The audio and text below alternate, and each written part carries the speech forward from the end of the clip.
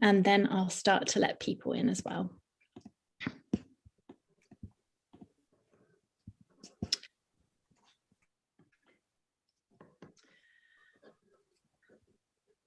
And then I'll start to let people in as well.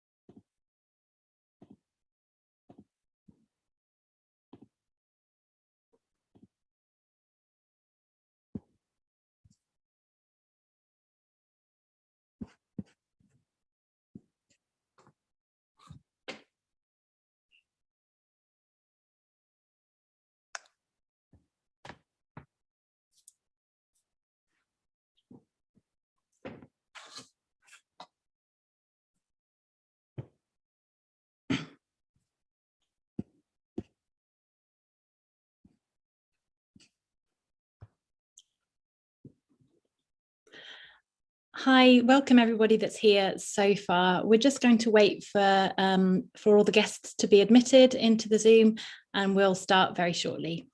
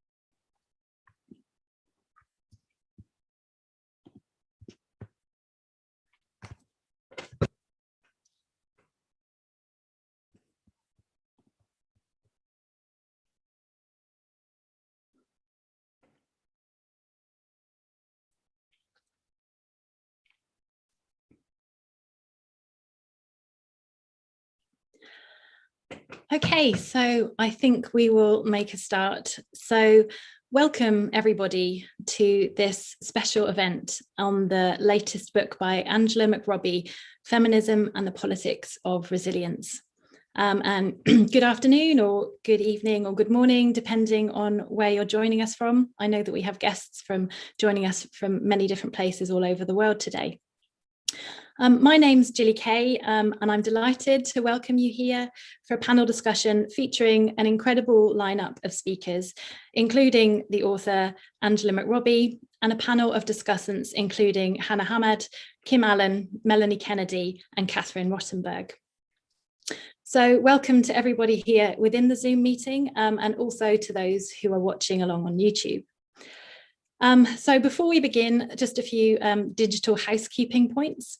So just a reminder that we are live streaming on YouTube, and that the meeting is being recorded. So just to make you aware of this, and also so that you can go back and watch it afterwards if you would like to. So within the Zoom, the chat box is closed for now, and the microphones of attendees are muted.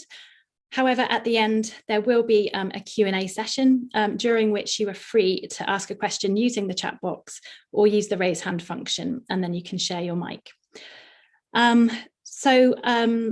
We won't be taking any questions from YouTube, but we are encouraging people to tweet along using the hashtag Feminism and Resilience. Our colleague Isaac Hoff, who's a PhD student at the University of Leicester, will be monitoring Twitter. So if you're using the hashtag, he will be able to pick up questions from there, and hopefully we'll have time to include those as well as the questions we get within the Zoom. So as I mentioned, my name is Jilly Kay. I am one of the co-conveners of the Media and Gender Research Group, which is hosting this special event.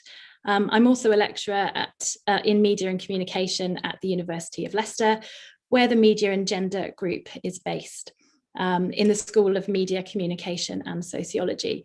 So the Media and Gender Group is a feminist collective of academics. It was set up in 2014 by Professor Helen Wood while she was at the University of Leicester. And so we began at the University of Leicester, but we now have members and friends and collaborators from across the Midlands. And now, and most especially since we've moved online, our membership includes feminist academics from across the UK and indeed internationally. So amongst the devastation of the past year, it's been wonderful through our online events to be able to connect people who would not ordinarily be able to do so, and to continue to hear and share ideas and feminist work. We've been running a series of online talks since last October, many of which you can still watch on the YouTube channel. And alongside the many other events held by other groups and research centres, it's been a real joy to be part of a growing community of feminist media and cultural studies scholars, even as we still yearn for the times when we can have physical gatherings together again. And I'm absolutely delighted today that we are able to host this very special online panel discussion to celebrate and discuss a recently published book by a scholar whose work has been absolutely foundational and formative to the fields of feminist media and cultural studies and far beyond. It's often said that speakers need no introduction, but I can't think of anyone who this applies to more fittingly than our guest speaker today, Professor Angela McRobbie, who is the author of the book that we will be discussing. Nonetheless, in the convention of a host, I will try my best to offer an introduction. Angela McRobbie is an Emeritus Professor at Goldsmiths, University of London. Her work in cultural studies spans many decades, from her time as a key figure at the Birmingham Centre for Contemporary Cultural Studies, where her pioneering work on girls' magazines and adolescent femininity carved out a new space for feminist cultural analysis, an analysis which took seriously popular culture forms. She is the author and editor of many path-breaking books, including, to name just a few, The Aftermath of Feminism, Gender, Culture and Social Change, Be Creative, Making a Living in the New Culture Industries, Feminism and Youth Culture from Jackie to Just 17, and many, many field-defining articles, including Post-Feminism and Popular Culture, Top Girls, Young Women and the Post-Feminist Sexual Contract, and many, many others, far too many to mention here. Her work on young women and mass media, feminist theory, gender and popular culture, fashion and the culture industries, labour and working lives in the creative economy has been so influential and inspiring to so many feminist scholars, activists and thinkers. The critical theoretical resources she has developed and produced, including her groundbreaking theories of post-feminism, the gendered cultural politics of neoliberalism, what she terms the double entanglement of both the liberalisation and neoliberalisation of gender and sexuality, the complexification of backlash, post-feminist disorders, illegible rage, and so many more. All of these ideas and arguments and urgent critical work have animated, inspired, and laid the crucial groundwork for the work of so many others. Her writing on public, social, and political issues, such as her powerful essay on Grenfell Tower in 2017, underline how urgently we need the kind of critical socialist feminist analysis that she practices. More recently, the essay she wrote following her hospitalization with COVID-19 powerfully argued for the critical need to revalue our low-paid workers and how social scientists must, quote, clamour loudly for a new world after the virus, unquote. My own formative experience in encountering her work was when I read The Aftermath of Feminism during my PhD. And I still remember reading that book for the first time, a book which is both theoretically expansive and deeply incisive. It was one of those rare moments in an academic life where you know you were reading something that will be permanently formative. And so it has come to pass. And her work now runs in the bloodstream of everything that I think and write about feminism and culture.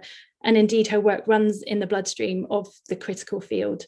She has given us the most incisive and valuable intellectual resources for critique and analysis of feminism and culture. And these have advanced the field in quite incomparable ways.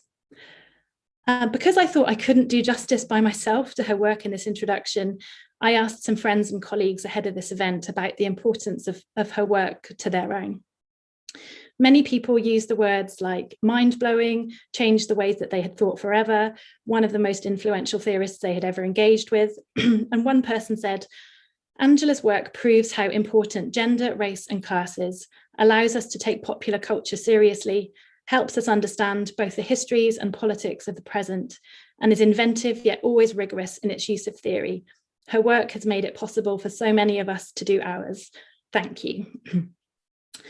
And so it's an incredible honour for us to be hosting this event on her latest book, Feminism and the Politics of Resilience, Essays on Gender, Media and the End of Welfare. This essential, provocative, and urgent new book further develops her original critical analysis and thought about how the gender politics of neoliberalism are articulated on and through the terrain of popular culture. It introduces a series of concepts, including visual media governmentality, and thinks through how the urging of women into work must be seen as what she calls contraceptive employment. Foregrounding a triage of ideas as the perfect, imperfect resilience, the book conveys some of the key means by which consumer capitalism attempts to manage the threats posed by the new feminisms. Central to the book, of course, is the theme of resilience, which comes in the guise of empowerment for women, but actually functions as a means of governmentality, as a new way of disarticulating the possibility of new forms of collective feminism. I won't say any more about the book, because I'm sure everybody, like me, can't wait to hear from the author herself. We will also hear from a fantastic panel of discussants, including Kim Allen, Hannah Hamad, Melanie Kennedy, and Catherine Rottenberg. I will introduce each of these esteemed respondents in turn. But now I'm absolutely delighted to be able to hand over to Angela McRobbie, who we are so exceptionally privileged and thrilled to have speaking at this event today. And more than that, we are so very lucky to have her as a thinker and writer to help us understand and think about how we can critically respond to these most urgent, crisis-ridden times. So I will hand over now.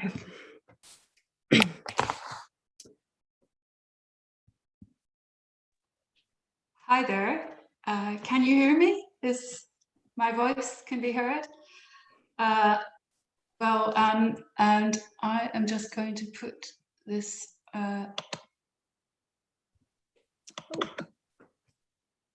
Is that okay? Yeah, we can hear you. Yes, wonderful. Yeah.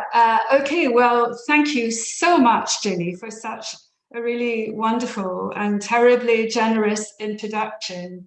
And actually, I was thinking earlier about the spirit of feminist generosity as a driving force that really underpins our work and our academic labor and our research. And that as being something that really keeps us, if you like, in the field of new ideas. So it's the generosity that really creates the new thinking. And so thank you, Jilly, but also thank you, Catherine, Melanie, Kim, and Hannah, for giving me the chance to present some of this work, which came out a year ago, and to such an inspiring panel, and hoping for a lively debate. And I'm actually going to go through this in 10 or 15 minutes, really quite quickly, so that we've got plenty of time for a discussion. Okay, let me begin. A number of things prompted me to write this book, Feminism and the Politics of Resilience. Like Catherine Rottenberg, I was, in 2012, infuriated by Sheryl Sandberg's call to arms for a feminist lean-in movement. Her vocabulary and her stock of ideas were astoundingly inattentive to women's lives beyond a tiny golden circle of Harvard-oriented, already high achievers. In the style of the aspirational glossy magazine, she appeared to be opening the door by just a few inches to those others already within the grip of the idea of the feminist meritocracy.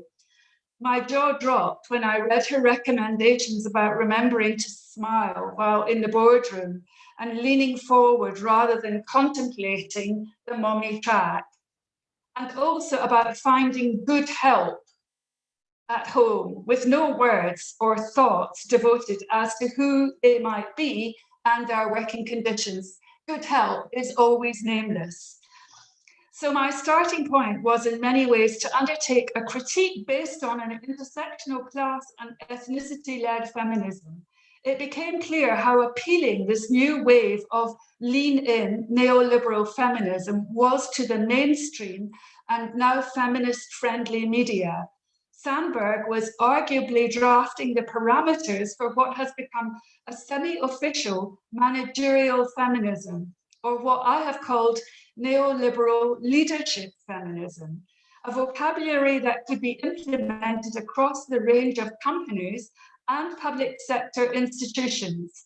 At the same time, she was also enacting a number of boundary marking practices which secured existing entitlements, thus actually reinforcing class divisions through a kind of pulling away mechanism now extended to mostly young women and manifest in the reference the book is littered with. Harvard, Yale, CEOs, Larry Summers, Forbes magazine, Fortune, McKinsey, the World Bank, and so on. Sandberg changed this landscape of glossy magazines by emphasizing the road to the boardroom for young women within her social radar. She did not say she would mentor her cleaner or the unspecified help. Overall, I think this was about making feminism respectable for the business schools and for management studies. We need, I would argue now, a phenomenology of how this works. What are its evolving vocabularies as they are rolled out? What has superseded new public management in times of social inclusion? How does power come to be exercised in the name of feminism? Are we being policed by feminism? My perspective here was to extend this analytic of governance, how in this case, nice and don't rock the boat feminist populations are called into being, or its subjects of this kind of address. Are the subjects part of an ordering process, an ordering of young feminists? I continued and extended this analysis with the way in which the idea of resilience was circulating through the now friendly, feminist-friendly mainstream media and popular culture. Ross Gill and others had already picked up on its relation to the address to women through the times of austerity, that women must make, do, and mend as a new but old trope of maternal and housewifely citizenship, predicated as it was on acquiescence with the status quo, with the home and the domestic sphere designated key sites for this idea of economic adjustment for a tightening of the belt. Various figures were called upon to make compliance appealing and even enjoyable. On TV, cheap but healthy suppers for the family meal with celebrity figures like Kirsty Allsop and Nadia Hussein. With the concept of resilience, I wanted to mark out the tension and uncertainties as to how the femininity media handled the impact of it being now charged with a kind of feminist duty or responsibility. Again, it was a particular moment which grabbed my attention. As a lifetime feminist scholar of the magazine genre, I noted an editorial page in the Stylist magazine calling its readers to join the editorial team at the Women's March of 2018. Normally, this kind of invitation to readers goes no further than to a pamper party. But here the call was to come out onto the streets with placards and to join the team from the magazine. So to summarize, I then argued that resilience was a further working through of corporate consumer capitalism as it moved from the discourses of perfection, then imperfection, thanks to Lena Dunham, to resilience, in inverted commas. It marked the spot where a new feminism could both be managed and could be incorporated into being a mode of self-management. And also of self-responsibilization. As Wendy Brown said, this is a clumsy but useful term. I ended that chapter on resilience with reference to the psychoanalyst Adam Phillips and a very fine piece he wrote in the London Review of Books about self-beratement and why we love to criticize ourselves. The logic here, from my perspective then, is to suggest that we now self-regulate and police ourselves and self-berate with a feminist injunction to learn to be resilient. And maybe we can talk about that later. I very much wanted to bring back in board and back into stream psychoanalytical vocabulary. The last two chapters also emerged out of two interrelated moments on my own part, a number of moments, of course, always in cultural studies. One was the extension of New Labour's sexual contract to what I had called the new sexual contract to women across subsequent governments. And this dangled the prospect of work and career to women as a righteous pathway to freedom, first with a post-feminist emphasis, and more recently with this new, what we might call governance feminism, which also relied on contraceptive employment as part of its rationale. The second moment, however, came from my desire to dissect neoliberal feminism's disavowal of issues such as poverty, hardship, racism, and the retraction of the welfare and benefit system. The word poverty never appeared in Sheryl Sandberg's book, needless to say.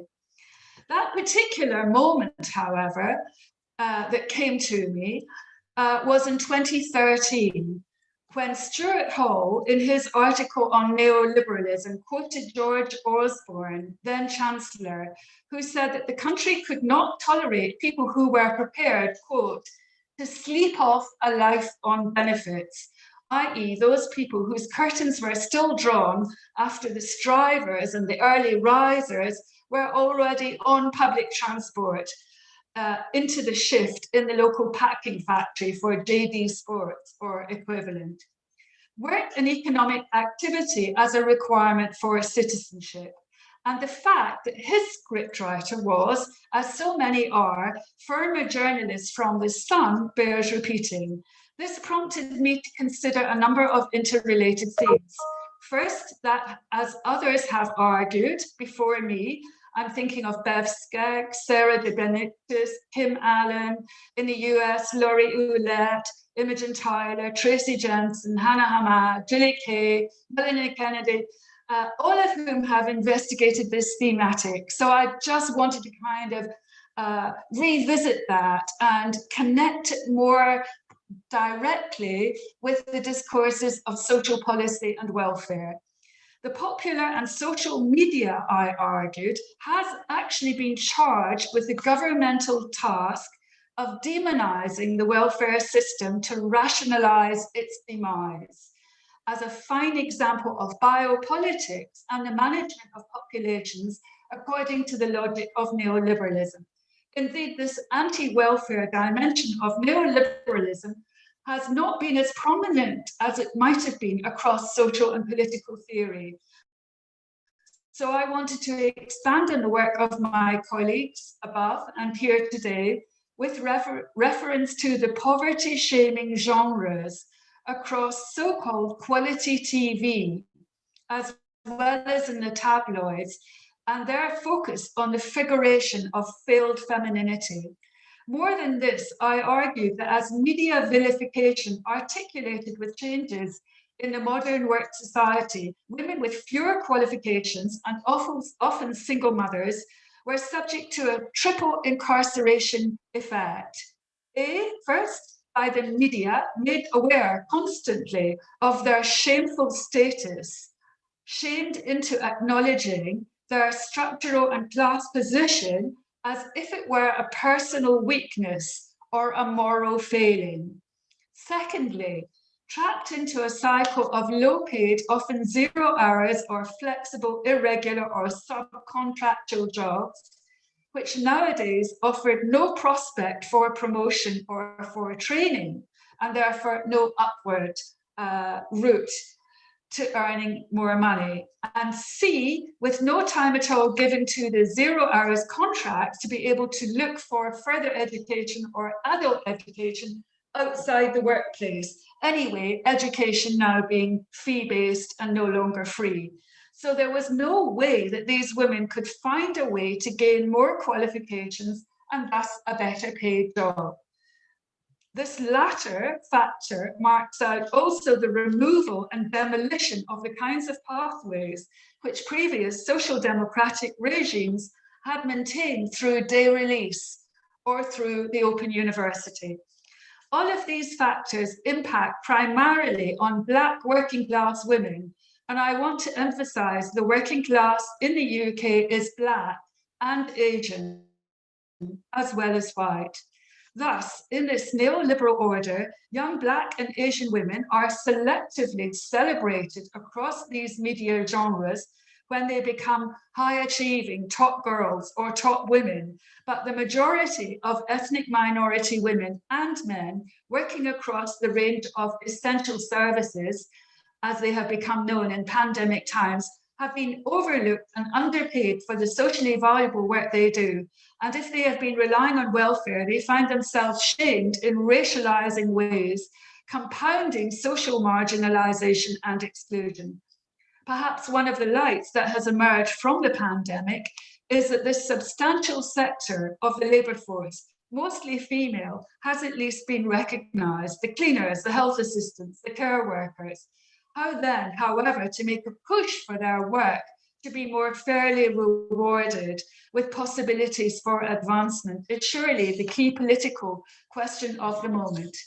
In the book, completed a full year before the pandemic, I also sketch a case for reparative welfare for disadvantaged Black UK Windrush populations, who, as Robbie Shilliam and of course Gail Lewis have long argued, provided the very low paid labour force for the essential services of the embryonic welfare apparatus in the 1950s, which in turn permitted also the elevation of the white working class into higher skill level and better paid work, as well as confirming their entitlements to the new provisions of the welfare state.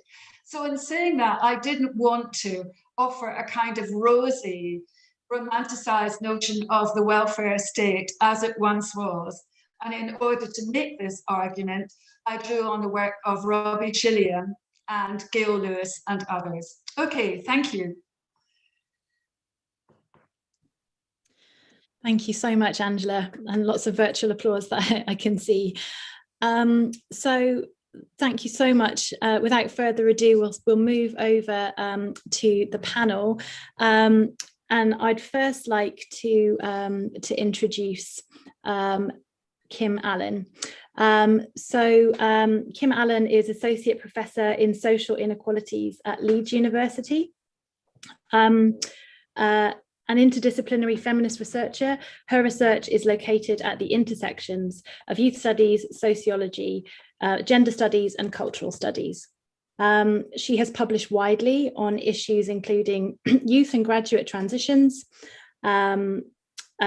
educational inequalities, representations of class and gender in popular culture, and the cultural politics of austerity. So her work takes up many of the themes that Angela has so brilliantly outlined in her talk. Her co-authored book, Celebrity, Aspiration and Contemporary Youth, Education and Inequality in an Era of Austerity, was published by Bloomsbury Press in 2018. Other recent publications include papers on young women's aspirations and transitions into, through, and away from contemporary creative work, as well as the economics and ethics of factual welfare television, among many others. So I will now hand over to Kim and look very much forward to hearing her response. Thank you, Jilly. And I want to say I'm obviously thrilled and honoured to be part of this panel and have an opportunity to discuss this book, which, as I recall, I think I read during the first lockdown and then had the opportunity, obviously, to revisit again in preparation for this event. And in such a short book of, I think, 124 pages, it offers so many contributions. And we've already heard of some of those, and I'm sure the other panelists will talk to those. But what I wanted to use my 10 minutes to do was to really think about the contributions that Angela makes to the theorising of resilience, and thinking in particular about its relevance to thinking through this current context of the pandemic. So, as I said, this book really contributes really original and urgent, in really original and urgent ways to a growing body of scholarship that critically looks at this language of resilience. And this is something that I've long been interested in and With Anna Ball, we looked at and critically examined the sort of turn to character in government education policy, and in particular, the Conservative government's character education agenda, which saw millions of pounds worth of funding invested in programmes and initiatives, which were all about the kind of cultivation of character, of grit, of my favourite word, bounce back ability, which were kind of posited as solutions to endemic problems, including educational inequality and low social mobility. So what I think is really great in this book is how Angela really advances this scholarship to elucidate the very distinctly gendered address that it takes, and in particular how it relates to the logics of neoliberalism and popular feminism. And this really is in conversation with work of Ros Gill and Shani Orgad, Sarah Bannock-Weiser and Catherine Rottenberg, which really, and through this kind of concept of the perfect imperfect resilience, the PIR, really draws out how resilience operates as this kind of pro-capitalist therapeutic device, which sanitizes feminist critique and blocks collective action. So the ways it kind of redirects female discontent with gender inequality into these kind of privatized strategies of empowerment, or self-confidence, or self-care. But in particular, and I think what's a really important contribution of this book, is how Angela really persuasively demonstrates how resilience operates as a boundary marking activity which hardens class and racial divisions between women, where in particular poor women are shamed for their dependency, so as part of this kind of disavowal of dependency, and their purported lack of self-esteem and capacities for resilience. So although the language of resilience precedes this kind of current moment, we know that not coincidentally it intensified during the period of austerity, and as Angela argues, really helped smooth the way for anti-welfare sentiments to take hold. And this was really powerfully elucidated in the second part of the book, which looks in particular about how the media operates as a kind of agent of welfare reform. And this really is adding to important work by Imogen Tyler and Chase Jensen and others, which looks at the role of popular media as a kind of mechanism that enables this kind of anti-welfare common sense to take hold. And in particular, Angela shows how these processes get enacted upon and through the bodies of poor single mothers who are subject to particularly virulent forms of demonisation, or as Angela describes, symbolic incarceration. And of course, one prime example of this is White D in Benefit Street, who was kind of identified not only in the media, but also by MPs in Parliament as embodying all that was wrong with Benefits Britain. And of course, reality TV isn't just a site where we see this kind of shaming of working class women, but also how they become sites of intervention by so-called experts. And this is really brilliantly analysed by a number of feminist, cultural and media scholars, not least Hannah's work on the fairy job mother. And I guess one thing to really reflect upon and question, of course, is that poverty porn in some way has had its day. It's certainly not at its climax that it was in the sort of mid-2010s, where it was filling out TV schedules. So I think one question I guess I want to pose is how we might make sense of this. Is it a sign of a more ethical or woke TV industry that's kind of responding to the criticisms made by the genre and including the government inquiry into reality TV? Or is it just that the welfare scrounger narrative is less profitable for both media and political elites than it once was?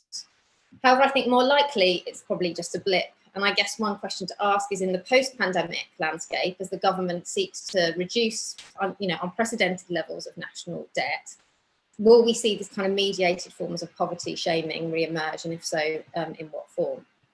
Now, certainly during the pandemic, the kind of language of resilience has seen no sign of abating. We've seen frequent calls for resilient families, resilient communities. And of course, Boris Johnson has been praised by areas of the press for his resilience and grit. And of course, this was embodied in that photo of him doing press-ups on the floor of number 10 after his recovery from COVID. And in work with Nicola Ingram and Kirsty Ingram, we've looked at particularly what we call pandemic employability discourses that are addressed at young people. And we're seeing how young people are called upon to display resilience in response to a completely decimated youth labour market, where they're instructed to see tough times as an opportunity for personal growth, to cultivate a kind of upbeat positivity and a kind of Zen-like acceptance of unprecedented levels of uncertainty, a sort of pandemic mindfulness. And such calls feel especially violent when we consider that already disadvantaged groups of young people have been most adversely affected by the pandemic. So this includes Black and minority ethnic youth, non-graduates and young women in particular, who've seen the highest rates of unemployment because of the concentration in low-skilled, low-wage areas of the economy that were shut down. And in particular, young mothers as well, who've also carried the burden of childcare. So in this context, then, the notion that we can simply bounce back into employment through resilience and optimism feels deeply troubling.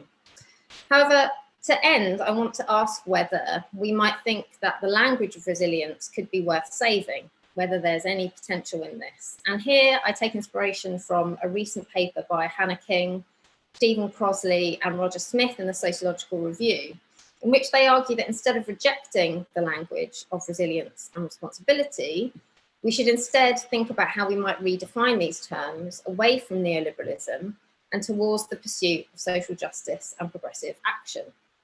And they talk about two kind of steps that's required of this. So first of all is emphasising relational, collective and mutual forms of responsibility and resilience. And secondly, through shifting the lens in other directions, namely upwards, towards calling into question the irresponsibilities of powerful individuals and institutions. So I want to think then about how to conclude whether the pandemic, and specifically the crisis of care and social reproduction that it's laid bare, might provide opportunities for such a reclaiming, but also how these might provide a space for the kinds of radical, intersectional, collective feminist practices that Angela urgently calls for in the book, which expose and challenge neoliberal sorts of welfare and its effects on women and Black and working class women in particular. So we know, of course, that women have been disproportionately impacted by the pandemic as they shoulder the burden of unpaid caring responsibilities. And this has led to various people kind of predicting a she session and a rollback on previous progression on gender equality. But we know that it's working class women, including migrant women and women of colour, who have been most adversely affected. So brilliant analysis that continues to come from the Women's Budget Group shows that these are the women who have most likely to have lost their jobs or have had no option but to return to work.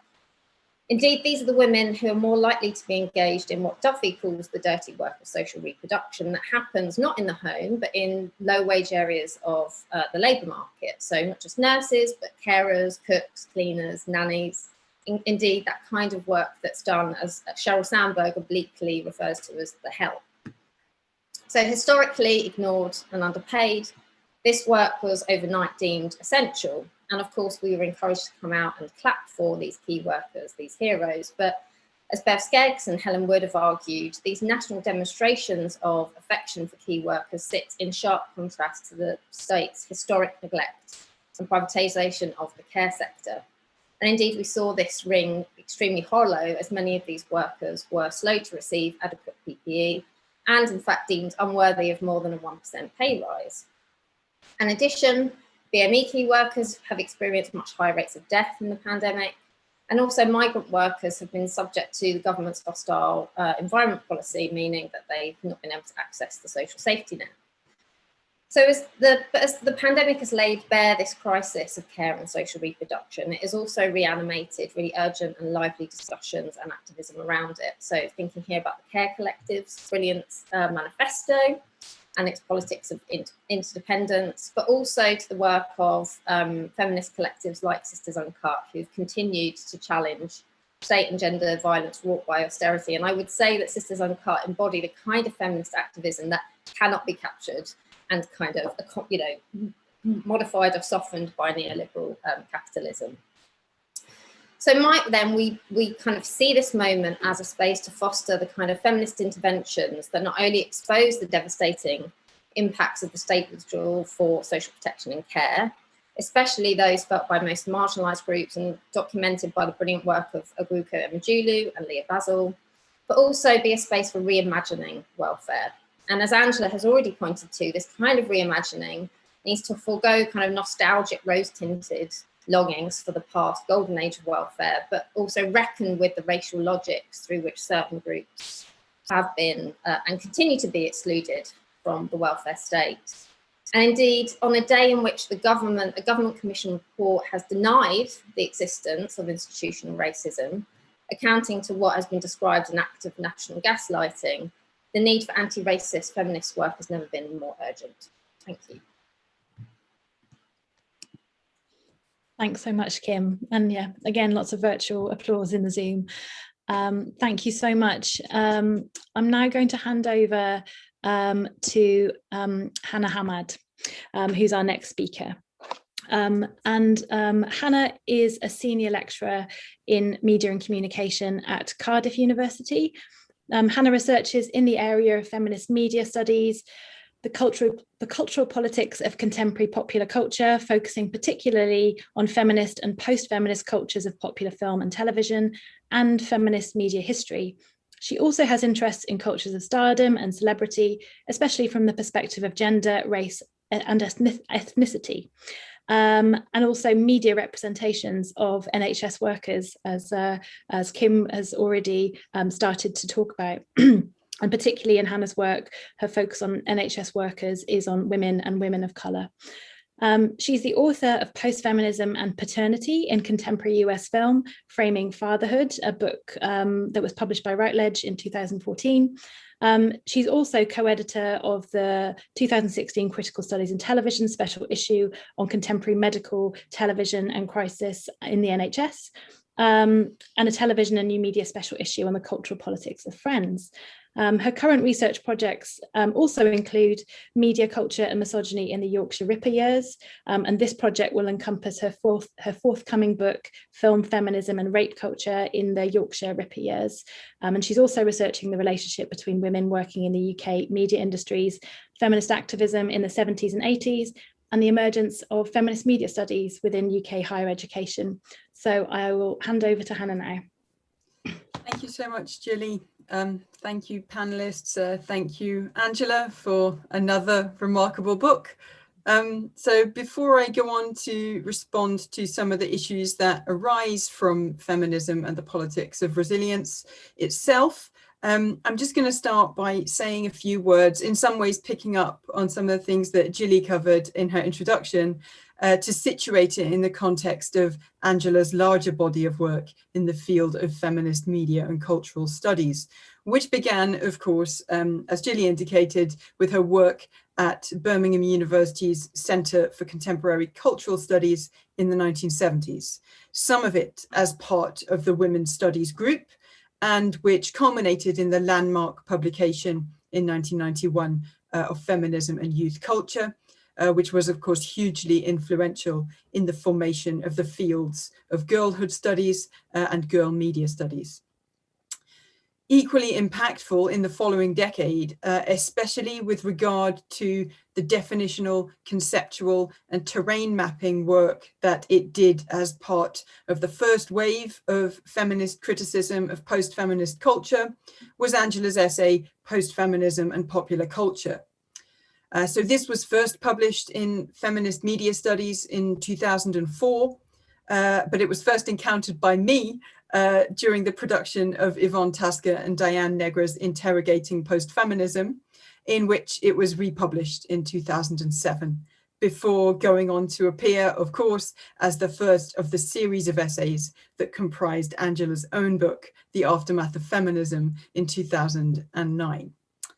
And I bring this up because there are many ways in which The Aftermath of Feminism and Feminism and the Politics of Resilience make for crucial companion reading, fundamentally concerned, as both books are, with the relationship between gender, media, culture, politics, and social change at the different historical conjunctures that they both respectively deal with.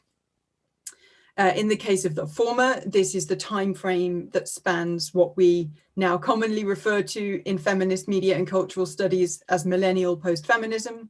So the mid-90s through to the onset of the financial crisis in the following decade, and later characterized by Angela in Feminism and the Politics of Resilience as, quote, the depoliticizing ethos of female individualism, where feminism was shunned as old and no longer needed. And in the latter, most pointedly, it is the period of time since the onset of the austerity programme initiated in the UK by the coalition government from 2010 onwards, further to the recession that ensued from the global financial crisis of 2007 to 8, and in which, as Angela writes, feminism can now be accommodated and recognised as socially relevant, but also managed, controlled and possessed in ways that will occasion new modes of governmentality. So I'm now going to move on to respond to the book by thinking about a couple of the issues that it raises a year on now from its publication in the context of our year spent living through the pandemic. In her own remarks about the book that began today's event, Angela has herself already gestured towards the extent to which some of the issues she deals with in its pages have taken on new levels of urgency in the context of the COVID-19 crisis. And some of them must necessarily be seen in a new light as a result of it, including, for example, the extent and ways in which working class women of colour have been negatively impacted by the logic of neoliberalism operating disingenuously under the banner of resilience. Relatedly, in the concluding remarks offered up in the book's final pages, Angela highlights that in order to undo the aforementioned female incarceration effect, as she terms it, whereby society's most vulnerable members, frequently poor women of colour and frequently single mothers, whereby they are prevented by a mutually reinforcing combination of vindictive government policy and perniciously dehumanising media discourse from being able to alleviate their suffering or alter their derogated circumstances. For this, radical social change is required, Angela argues. Radical social change of a kind that imagines a society defined by its capacity and determination to care and to ameliorate the social experiences and prospects for improved living conditions of all of those in poverty, but with a particular focus on the destigmatization of single mothers. In sketching out how this radically altered society might look in some ways, Angela proposes flexible hours, working from home, and reduced working times, all with a view to free up people, and especially parents and other family members, to be more involved in the upbringing of children in a community environment. The onset of the pandemic unexpectedly gave rise to a heretofore unimaginable set of opportunities to institute and normalize some of these working practices, albeit the prospect of a community environment in which to care for children all but disappeared. And sure enough, for many people, the unplanned move to working from home was accompanied by quick assurances from employers of flexibility, of revised expectations for what could be done in a work day and in what time frame. But instead, in the context of the pandemic, what many home workers have experienced is the opposite of Angela's call for a reimagined approach to economic distribution with a view to ameliorating the circumstances of society's most vulnerable. For many in the new home working economy, more work is being done over more hours and in circumstances that, as other members of the panel have already pointed out, re-illuminate the existing inequalities in gendered divisions of domestic labour. While new light at the same time is continually being shed as a result of our confinement to our homes on the ongoing social problem of domestic violence, especially that perpetrated by men against women. As the dust began to settle on the locked down situation, it quickly became clear that the rhetoric of resilience would itself prove resilient, as it was mobilized as a shock doctrine tactic to negotiate consent for new regimes and to manage people's experiences of various kinds of loss, trauma, and circumstantial difficulty in ways designed to keep us working, keep us biddable, and keep us compliant. It is therefore not highlighting anything that I dare say hasn't been visible to many of you already, to say that the ways in which resilience rhetoric and discourse is now circulating through the radically changed spheres that we now inhabit at home and in work have intensified dramatically in the context of the COVID-19 pandemic. The neoliberal propaganda of self-governance is thus once again being redeployed in service to market logics and to the privileging of the ostensible health of the economy over the health of the population, and disproportionately at the expense of women doing both public and private sphere work within the home. Or, as Angela highlighted, as members of the so-called essential services, for who remaining resilient in the face of life-threatening occupational hazards and risking, and in many cases losing their lives, has become a quotidian matter of fact, while their labour continues to be devalued as part of what Angela calls the incarceration effect. It is thus an understatement to say that resilience remains a feminist issue in the context of COVID-19.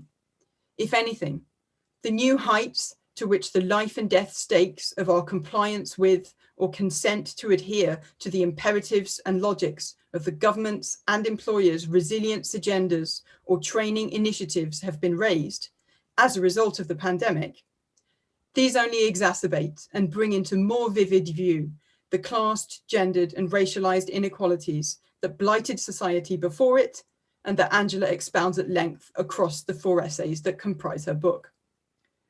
For and on behalf of those no longer with us, to who the ambulances weren't sent, the tests weren't administered, the personal protective equipment wasn't provided, oh, sorry folks, or who worked low-wage service or hospitality jobs at the mass gatherings that weren't cancelled, the rhetoric of resilience rings hollow. Okay, that is all from me. I will hand back to Jilly now to introduce Melanie. Wow, thank you so much, Hannah. That was really, really powerful. Thank you so much. Okay, I'm now going to hand over to Melanie Kennedy. Melanie's a lecturer in media and communication at the University of Leicester. And a scholar of feminist media and cultural studies with interests in popular film and television, celebrity culture, girls and girlhood, youth media and culture, post-feminism, and tweens and tweenhood. She is the author of the monograph Tweenhood and co-editor of The Wedding Spectacle in Contemporary Culture, Something Old, Something New, with myself and Helen Wood. Her current research focuses on the representation and labour of young pregnancy and young motherhood celebrity in reality TV and celebrity culture, in particular in the MTV franchise Teen Mom. Another project is examining the construction of young femininity, sexuality, and father-daughter relationships in the mediated evangelical Christian purity movement. And she's also written a really wonderful article about TikTok, which I urge everybody to seek out. She's also co-convener, I should say, of the Media and Gender Group, and is someone that I have written with and taught with and talked about feminism and popular culture probably more than anybody else. So I'm really delighted to now introduce Melanie, and I'll hand over to her now. Thank you, and thank you everyone so far for your contributions. Thank you, Angela, for everything. I feel really in awe to be a respondent here today. In the competitive higher education climate of the Research Excellence Framework in the UK and the broader context of hyper-visible self-promotion and self-branding, as academics, we are called upon to invent new concepts, claim new terms, publish quickly. Angela's new book is a grounding reminder of the value, as she puts it, of tentative conjunctural analysis in feminist cultural studies. In feminist media and cultural studies of the past 10 to 15 years, we've seen a somewhat overzealous commitment to identifying and making sense of mediated feminine subjects as exemplars of the contemporary post-feminist and neoliberal subjectivity. Over that time, the terms post-feminism and neoliberalism have sometimes been collapsed and blurred and have often become catch-all labels for a much bigger and much messier context of interweaving and shifting political, social, cultural, and local discourses. So this book is very clear to demarcate that earlier depoliticized and individualist era, as she calls it, of post-feminism, roughly 97 to 2007, tracking the, and I'm quoting, the shift from liberal to neoliberal feminism and back again. The perfect, imperfect resilience dispositif, the PIR, is not simply an evolved or advanced state of post-feminism. Refreshing for me in this book is a call for a return to psychoanalytic approaches to feminist media and cultural studies, or perhaps not a return, because I know of several colleagues doing this, instead a reminder of the usefulness of psychoanalysis, which had fallen out of fashion in the field. Angela persuasively makes the case that psychoanalytical feminism may help us to understand the pleasure, familiarity, and unforbiddenness of self-beratement in women's popular culture. I incorporated psychoanalytic theory into my own recent critical analysis of the mediation of the evangelical Christian right purity movement in the US, to try and make sense of the ambivalence and the discomfort invited by those texts. This approach of using psychoanalytic theory felt daunting. It felt somewhat controversial. So to see here a call for more space to be given to psychoanalytical feminism, for me, is really exciting and reinvigorating. At the time Angela was writing the book, none of us could have imagined that the global COVID-19 pandemic was just around the corner. So it's this context into which the book was released, which has perhaps inevitably coloured my reading of it. So in light of this, I have two points of inquiry, two questions. First, what has the past year done to the potent power of the PIR? And this is something I think everybody's been touching on so far. A year ago, we were incited to be as happy and productive as possible, mastering the art of making soda bread, learning a new language, or simply to keep crafting and carrying on with Kirsty Allsop. But during the past 12 months, celebrity culture, and particularly young female celebrity media, one of the main sites of what Angela terms the visual media governmentality, celebrity culture has been a visible space for critiquing resilience. I'm thinking here of the various documentaries about former teen celebrities who have transitioned into adult womanhood under intense scrutiny. I'm also thinking here of Meghan Markle and Prince Harry's recent television interview with Oprah Winfrey, broadcast earlier this month, or last week, Chrissy Teigen leaving Twitter.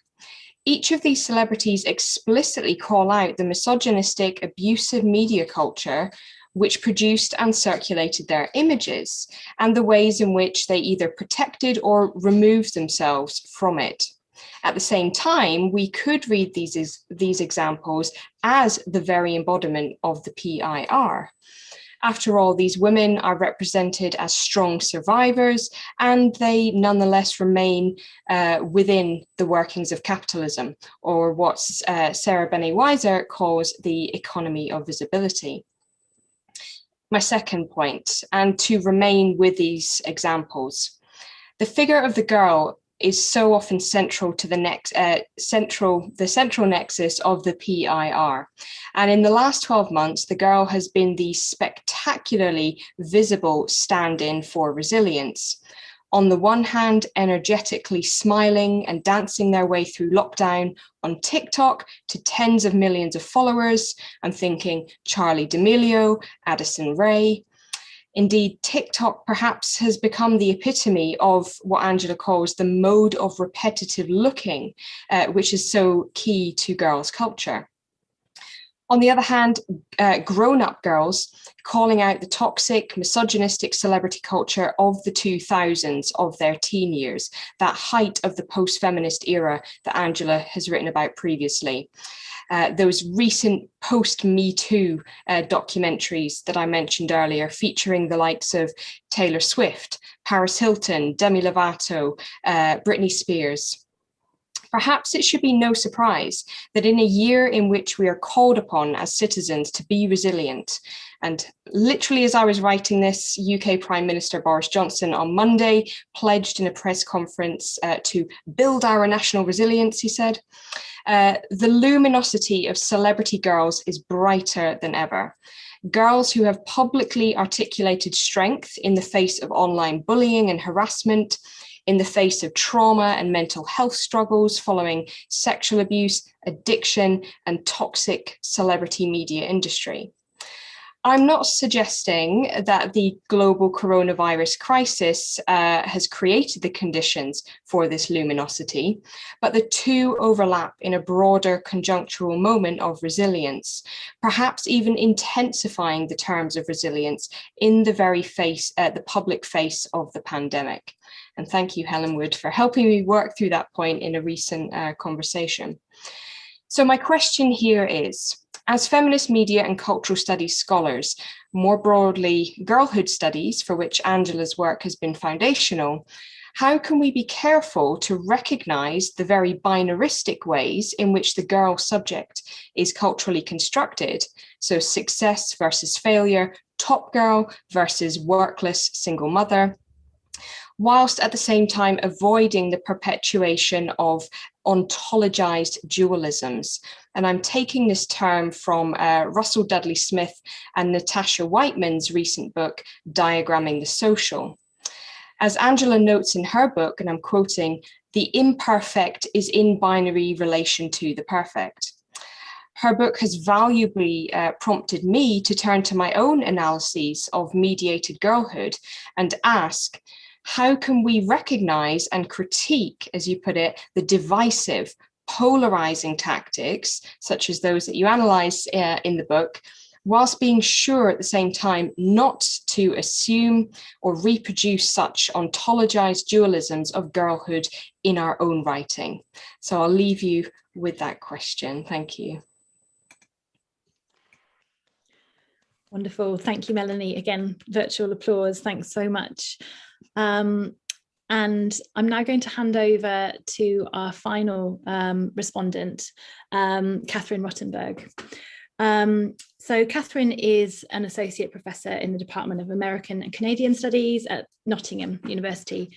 Her areas of expertise include 20th century American literature, as well as post-feminism, neoliberal and popular feminism, and also contemporary theories of care. So she's the author of the 2018 book, The Rise of Neoliberal Feminism, as well as the recent Care Manifesto, The Politics of Interdependence, which she wrote as part of the Care Collective. She's also the author of many other publications on topics such as the Me Too movement, the right-wing take-up of gender parity discourse, and theories of post-feminist solidarities. Last year, she was awarded a Leverhulme Fellowship on rethinking feminist solidarity as theory and practice. So I'm really thrilled to hand over to our final speaker, Catherine Rottenberg. Oh my God, how does one conclude as the final speaker after such presentations? I talk about being in awe. It is so wonderful to be here this afternoon, and it is such an honor to be on this panel with so many brilliant women whose work I admire. Thank you to Jilly and to Melanie and to the Gender and Media Group for putting all of this together, and to my fellow panelists and for those really powerful presentations. I don't think it's an easy thing to get emotional on screen, and I want to thank Hannah for that. I think it is absolutely apt at this particular moment in time. And before I turn to my response to Angela's book, Feminism and the Politics of Resilience, what I'd like to do is I want to say a few words about Angela as a friend, as a mentor, and about her work more generally. Needless to say, her work has had a huge influence on my own. And as Jilly said, her work runs in my own bloodstream. And she likely doesn't remember this, but in 2013, I was in the States. I sent her an email totally out of the blue, never having met her, asking her, would you please read a paper of mine that I wrote on the crisis of liberal feminism in the US?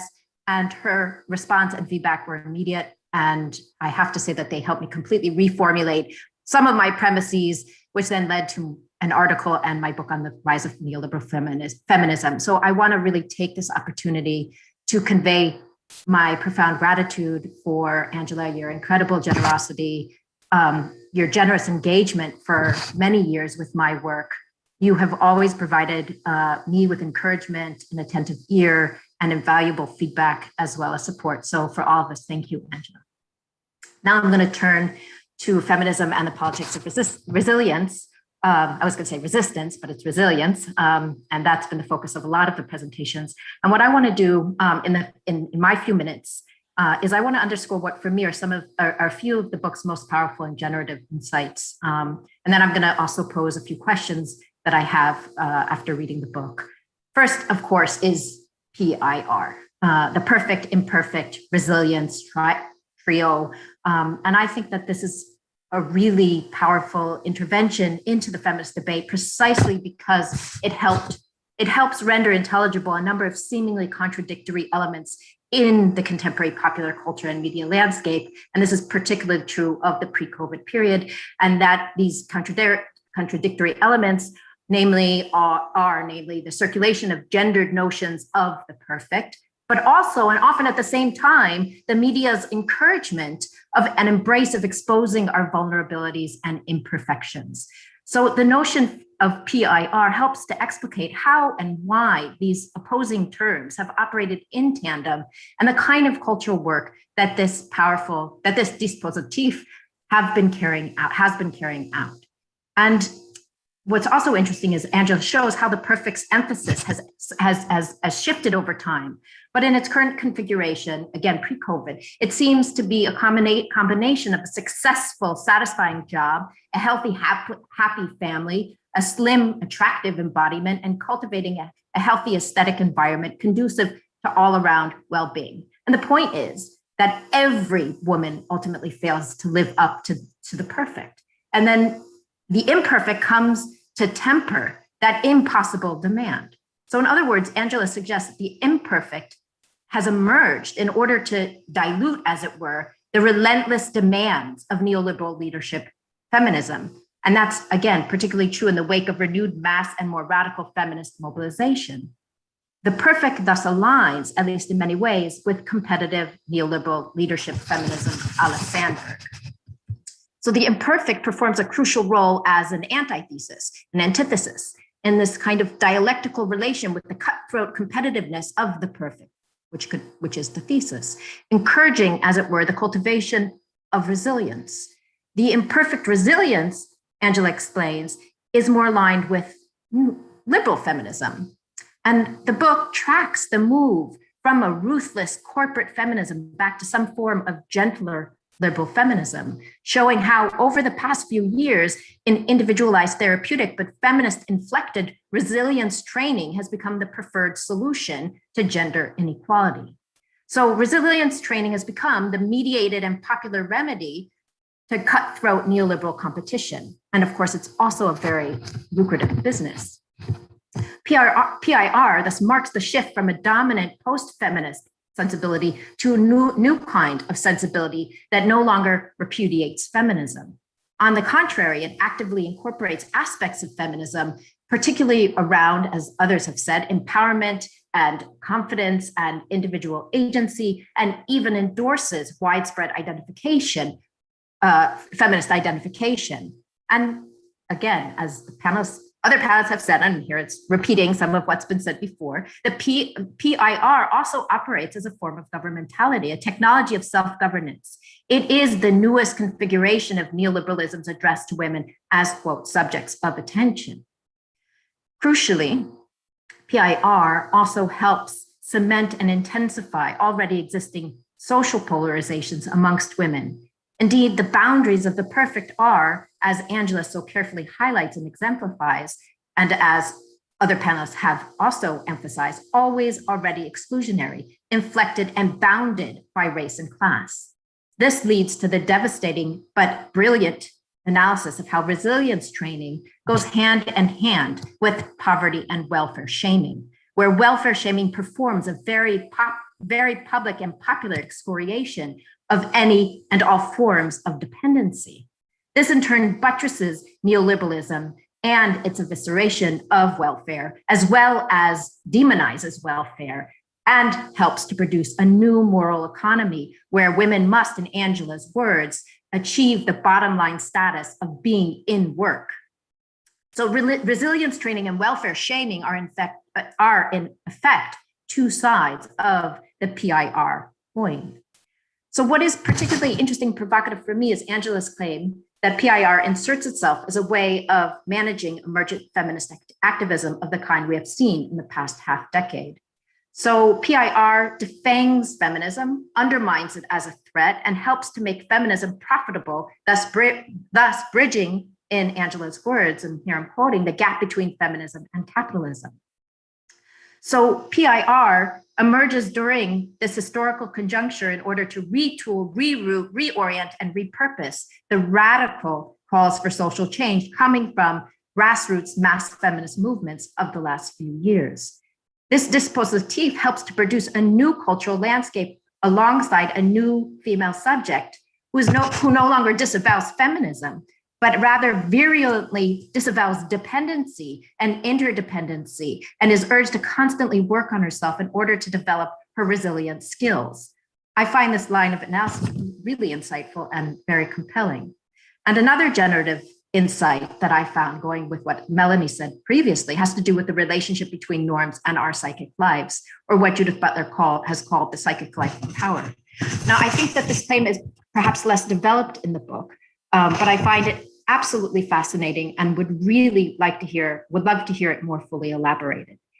And if I understand correctly, Angela suggests that part of PIR's success has to do both with how the psyche and social norms are co-constitutive, and how a certain ambivalence, that constant pendulum oscillating between love and hate or attraction and repulsion, lies at the very heart of our psychic lives. Angela suggests that PIR can be so readily incorporated as part of our superego, because the superego just thrives on ambivalence, which in turn helps to explain why the ambivalent and the polarizing coupling of perfect imperfect has been so effective as a self-governance dispositif. I can never say it in English. I want to say depository, but that's not right. So self-berating or beratement is addictive. And we generate pleasure from self-beratement, which PIR facilitates, as well as facilitates an individualized and often entrepreneurial resilience. So PIR aligns not only with neoliberalism, but also with something of our psychic makeup. And so now I'm going to move very, very quickly to just a few questions, and many of them are questions I think that we all have and we want to pose to Angela. First, again, what, in terms of thinking about PIR in the wake of COVID, I wonder whether we can talk about this really intense disavowal of dependency in the wake of COVID and how that operates now. Is there the same kind of violent disavowal of dependency in popular culture and the media? As many of us have pointed to, I think that the terrain has shifted, and if it has, in what ways? I also wonder if you could say a bit more about why you think that the imperfect and its alignment with a weak form of feminism should be described as a return to liberal feminism instead, rather than a new permutation of neoliberal feminism. And finally, and this is my least articulated question, but I'll try and make it clear, is about the relationship between feminism and femininity. So if PIR takes into account and actively incorporates some elements of feminism into its discursive form, then what exactly is the relationship between normative femininity, feminism, and this new form of self-governance? I guess what I'm asking is whether normative femininity now has a feminist glow. If yes, then should we be speaking about normative femininity, or is it rather new ideals of contemporary womanhood? So I guess I'm struggling here with whether femininity once incorporates some elements of feminism can still be described as femininity, if that makes sense. So I'm going to end there and the floor.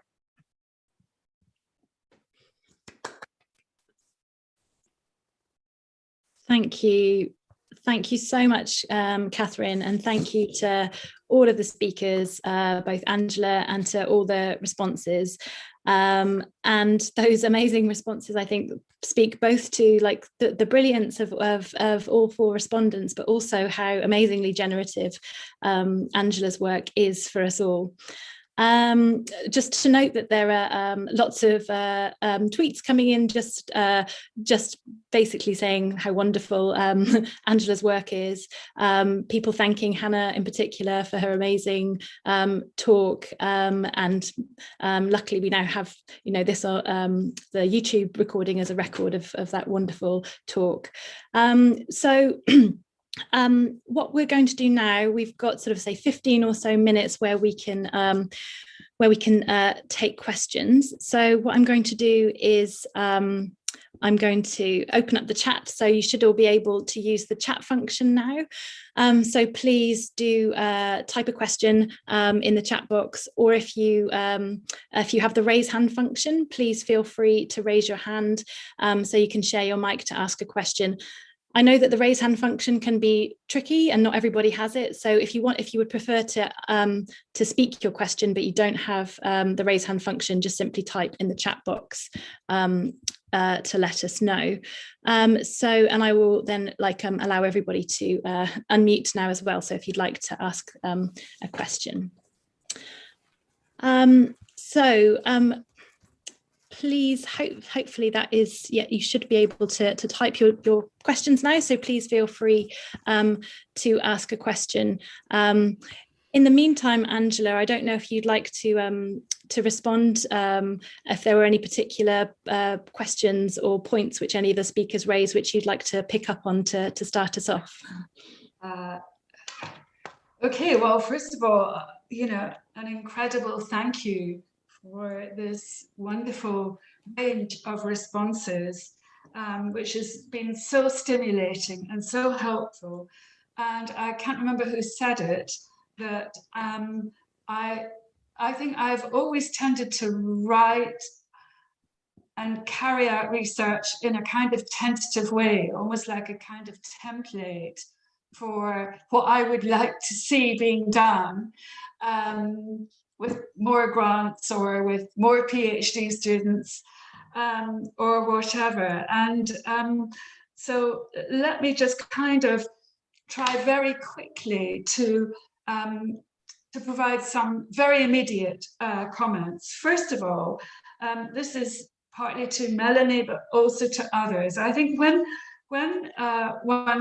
attention is drawn to the kind of figurations of normative femininity, where they are seen now in their vulnerability, or as opening out about having been subjected to toxic hypersexualization or exploitation, you know, almost on a daily basis, whether it's Sharon Stone yesterday or Britney Spears. I think that one has also got to bear in mind that the society, capitalist society, still has an enormous stake in defining the boundaries of binary gender. And therefore, that no matter what kind of maneuvers are going on, when Britney Spears or speaks out, or when Taylor Swift speaks out, nevertheless there is work going on there which has got to do with reassuring the society at large that we can still be comfortable, or we can be reassured that there are still men who are men and still women and girls who are girls. So I think that's the first point to make, that Taylor Swift, Britney Spears, if you like, they're kind of almost like bundles of norms to be constantly brought forward and reenacted and defined. And it's that defining, that ordering process that I think is very much part of the power of kind of gender's performativity. And that continues unabated. And I think that the second point that I wanted to make was in relationship to resilience and to its place. And that connects also with what Catherine talked about, the move from neoliberal to liberal feminism, from perfect, imperfect to resilience. And I just have a couple of things to say there, which is that the shift back towards liberal feminism, if you like, and with this kind of loss of resilience was something that I think that can be picked up in the field of women's magazines. And the magazine remains an incredibly interesting condensation of kind of gender norm thinking. And it was my sense was that the hyper competitiveness of the Sheryl Sandford narrative, if you like, was becoming its exclusive factors were becoming visible and palpable to, if you like, the demographic of the ordinary young women who picks up a copy of Red magazine or who picks up a copy of The Stylist. So there was something too competitive, and that kind of then shifted the ground. So my point here being that I'm very interested, and I do make this point often in the book, I'm interested in what goes on within the editorial strategies inside the world of these media institutions. And, you know, if I was again drafting a template for more work, I would want to see how are these editorial decisions arrived at? Who made the decision and how? And how does it marry with the need for advertising revenue constantly as the kind of dominant economy of all of these, to say, let's go out on the street. So I wanted really to see more ethnography or more conversation with the mostly young women employed in these institutions, whether that also applies to, in the article by Kim Allen and Sarah Benedictus about factual welfare television, you talk about, you know, having access to the decision makers. Who is it that is commissioning programs like Fairy God Job Mother, that Hannah wrote about? You know, what is going on inside these institutions or these organizations? How are they? So this to me is like a conversation we have to have. And as a feminist who's always worked in a way that I know that many of our students go on to work in these magazines. You know, there is a route and a pathway. And so I wanted to open a dialogue with, if you like, media professionals and young professionals. Will they, for example, in programs like the Fairy Job Mother or you know, the equivalent of Benefit Streets or the very exploitative reality shows, will our graduates now say, no, I'm not going to work in these programs, in a way that 10 years ago they would say, well, this is my chance. So that's another line of thinking that I wanted to open up in the book. And then the final line was really about the resilience and its kind of psychoanalytic significance. And there, all I really want to say is a kind of private voice. This private voice is the one that, as Catherine pointed out, is one that shows the point where there's a connection between psychic norms and social norms. And I think Judith Butler's work has always demonstrated, if you like, the kind of sociological connection with our psyches. Our psyches change in time. And it's that power of social and cultural norms to be internalized. And in Adam Phillips' article, they come to be connected with the superego, the force of self-beratement, and in this binary way. So there's the ego and the superego. And really what he's saying is we have to split this up. We have to open it up to more voices. We have to kind of break the trap of the connection between the superego and the ego. And you know, there are some ways in which that can happen.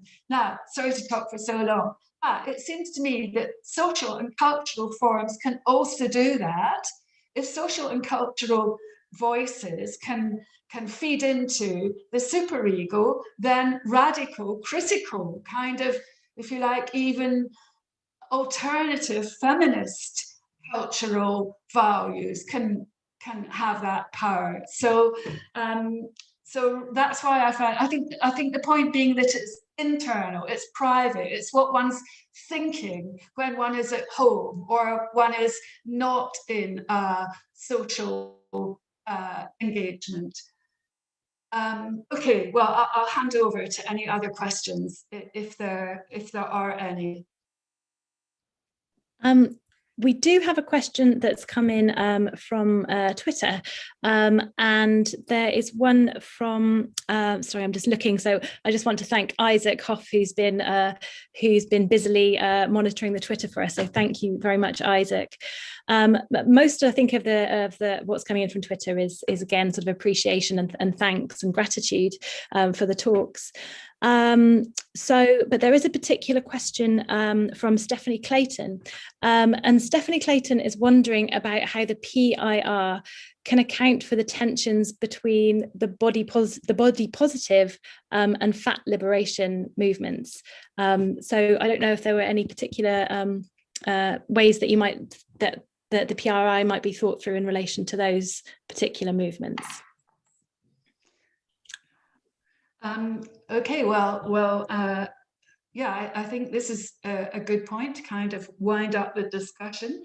And I would say that the PIR is absolutely a device or a kind of technology that will and that is being articulated to body positive movements and to fat liberation. And again, one can see this as a kind of managerial strategy on the part of capitalist consumer culture and its many institutions and its many small, seemingly less important kind of channels of communication. But absolutely that the way in which corporate culture, the beauty industry, the fashion industry are kind of almost like on a search for aspects of feminist campaigning, feminist mobilizations around the body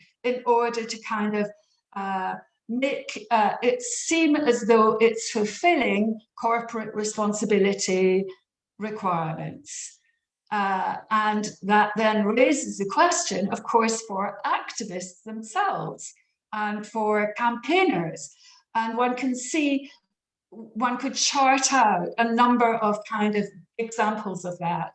And where it's possible, you know, it's always as though the idea of the alternative doesn't really exist. We've all known that for a long time. There can be no alternative, but there can be a proliferation of voices.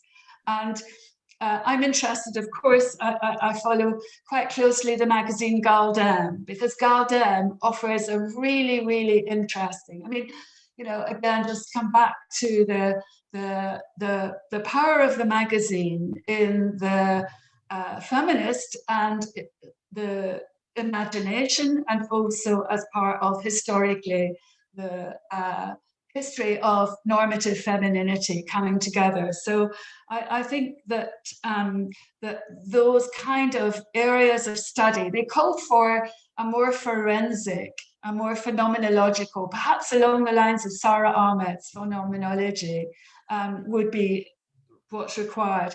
And then I think that also connects with what happens to the PIR in times of COVID and pandemic. And that really is the kind of question that we've all gravitated towards, that it seems we can't be too optimistic about suddenly moving towards a more generous, a more care-driven society. And I think from my position as a sociologist, social scientist, what I can always suggest is subjecting the forces of power to a kind of forensic examination. And in the case of care workers, that would also involve, as many people have been doing, really opening out the political economy of care and looking at the private equity funds that have driven a new kind of free market economy in care, with that requiring, as Emma Dowling and the Care Manifesto writers in the UK both look at the way in which wages had to be pushed down. You know, there was cutting costs was absolutely primary to and fundamental to the rise of the privatization of care.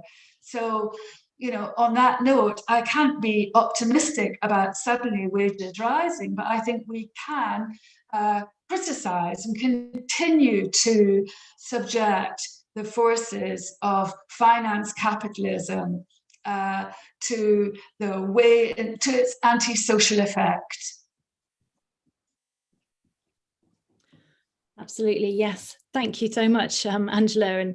And what you said there touches on all sorts of things which all of the speakers have mentioned. I'm conscious of the time, and I just feel like we could go on speaking on and on. But I am conscious of the time, and that the event finishes at 5:30. But I would just encourage anybody that has further questions or comments to use Twitter, use the hashtag, and keep on adding to the conversation your thoughts and responses and questions. So this does feel like less like the closing of an event than the opening of a conversation. It seems like what all of the speakers have raised today have been incredibly important, urgent questions, and I really hope that we'll have lots more opportunities to pick these up again.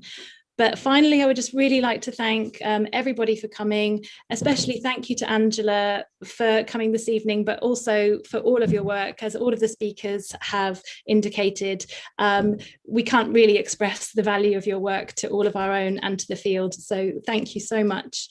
And thank you to Kim and to Hannah and to Melanie and to Catherine as well for such wonderful talks that, you know, on their own were just incredible, powerful, generated so many powerful ideas. But we'll end it for there. Thank you so much to everybody for coming, both in the Zoom and on YouTube. I can see lots of comments coming in saying what a wonderful event and how much people have appreciated it and how inspiring it's been. So we'll leave it there, but thank you so much for coming, and have a good rest of the day, and I hope to see you all soon. Thank you.